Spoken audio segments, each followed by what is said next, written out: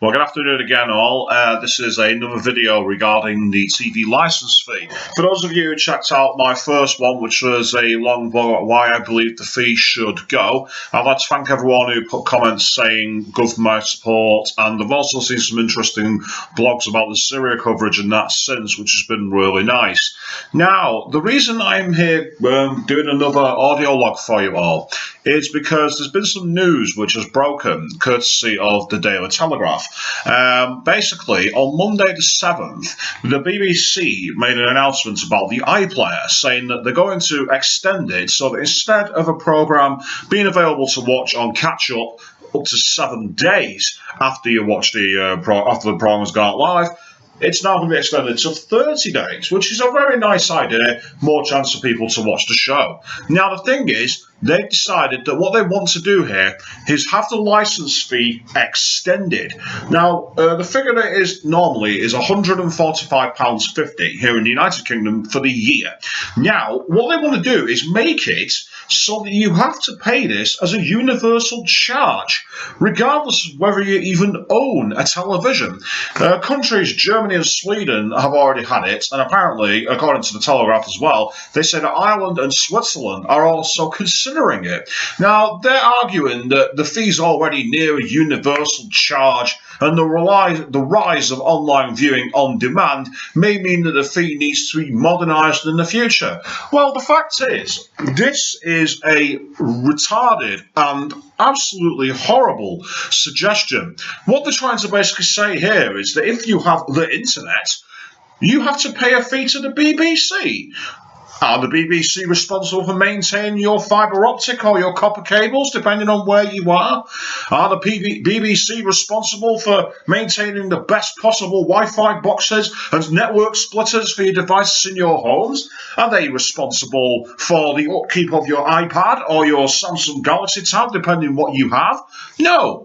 The fact of the matter is, this output is media only. Why should the BBC be given money by anyone who has the internet? ITV won't get it, Sky won't get it, Channel 4 won't get it, so why should the BBC? Just because they're going to put programmes online. Newsflash, 4 on demand, ITV Catch-Up and the Sky Go are all catch-up services, and they're not funded by the taxpayer by any kind of fee. Now, the thing that makes me baffled here is, how can they say they want to extend the fee if it's going to cover the iPlayer? If you're from somewhere up in the really northern parts of Scotland, like past Aberdeen or somewhere like that, or if you're into very rural Wales, places like, say, Bogrog, you're going to have an internet connection out there which is far, far worse than most places like London, like Manchester, like Birmingham, for example. So the chances are that you'll try and watch this programme on catch-up, and because of rebuffering scenarios, you'll end up being forced to watch it in standard definition. Why should you pay the same price to watch a standard def, possibly even low-res version of the programme, when someone can pay the same amount in a built-up area and be able to watch it in high definition? I don't see how that's fair. The whole process is completely farcical. And obviously the BBC have done this in response to the news that the government is going to make it a civil matter if you don't pay your television licence, taking it out of the magistrates' court and taking it away from criminal prosecution. That's exactly how it should be. At the end of the day, it's a private company that's being funded here. So why should the government and the courts get involved with that? It's a civil matter, and common sense is prevailing. But now what they're trying to do is simply say, well, we'll make it now so it's not a TV licence anymore. It's a universal media charge, or it's an internet licence.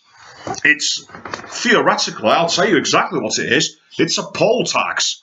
Because this applies regardless of who you are. You live in the United Kingdom, you've got to pay the BBC £145.50. Why? I don't watch the BBC, I don't interact with the BBC, I don't have any contract with the BBC. Why should I pay them a penny? Why should anyone who's legally licensed free pay them a penny? We don't have to, because the simple matter of fact is this: we do not use the service that this fee covers, so therefore it shouldn't be paid. Now, because the precedent's been set both in Germany and in Sweden, what they'll probably argue is, if they go to Whitehall or to Westminster, they might say, if you allow us to charge everyone in the UK this fee, we'll then be able to kick back so much to the government. Would the government take them up on that? Of course they bloody would. You're going to give us free money? Fine, go and do what you like. And that's what the BBC seem to be banking on here. The fact of the matter is, I really feel this is going completely the wrong way. If you're someone who only uses YouTube, uses Twitch, if you go on Microsoft Xbox Live, or if you're on PS Nation, if you're someone who watches programs that you simply can't get in the United Kingdom, like if you watch Japan's Fuji TV, or if you watch Fox TV, something like that. Whatever you're doing, if you're not using the BBC, why should you have to pay them? You shouldn't have to. And the idea of an internet tax, I mean, what are they going to do? Are they going to knock on your door? Have you got broadband? Have you got a mobile phone? You know, it's like, well, how's it going to change the enforcement anyway? You know, I'm not going to be able to say, oh, I see you've got a mobile phone, you must pay a licence fee. It's like, no. As the old argument says, I've got knives in my kitchen. Does that mean I'm going to go out and cut somebody's throat? Or, you know, I'm a cleaner who has to use industrial strength chemicals. Does that mean I'm going to poison the water table? You know, it's a stupid, retarded, and ridiculously out-of-date approach, and it's not fair. People are being treated as if they're criminals, or as if they're very low-born serfs of the land. It's like, oh, the master comes in on his horse, bend your knee, bow your head, and hold out your pouch. That's exactly what the BBC wants. And the fact of the matter is, I'm not going to pay this fee if it ever comes in. Why should I pay? I already paid for an internet connection. I already bought a computer. Why should I pay the BBC any money? I'm paying a phone line. I'm paying an internet line. I don't need to pay the BBC for that. They can bugger off. What's it their business? What I do in my own home? And the same process. I want everyone out there now. I don't advocate this normally, but it doesn't matter whether you watch live TV or whether you don't. Cancel your licence. Every single person in the United Kingdom, cancel your licence. Because the simple fact is, unless you cut the snake off at the head, you're going to keep on getting it siphoned up. It's going to get its fangs and siphon away your cash. Everyone, cancel your licence. Whether you agree with the BBC, whether you disagree with them. The fact of the matter is, they do not deserve the funding if they're going to be doing this kind of approach, because it's simply going to encourage more issues. And the opponents of the last three, as I've already said, have stated it's a poll tax. Meanwhile, apparently ITV and Channel 4 are going to give evidence to an independent select committee on the future of the BBC and its funding, which will be interesting to see what they, commercial broadcasters, have to actually say about it. And don't forget, the BBC are already accused on the front of Channel 4 of deliberately making a deal with Sky TV in order to ensure that the Formula 1 race coverage did not go to Channel 4. And no one looked at that for insider trading. No one looked at that for any kind of thing. Oh, no, that was all fine.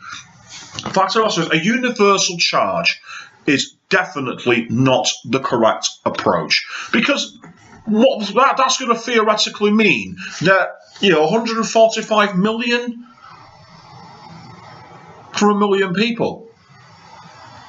Times that by 50. Answer: a lot of fucking money. And it's money they do not deserve. They simply cannot, under any circumstances, do this. It's about time the TV licence was abolished. They were forced to go subscription. If you like the TV shows that they peddle out, if you like their left-wing media, if you like their bias on the news, more power to you. Just go to a subscription, pay up, and enjoy it. But if, like anybody else in the country, you're not so easily fooled and you don't feel that you need their services, don't pay up, let them scramble the signal, and move on with the rest of your life. I certainly intend to, and I hope you'll all join me for the ride.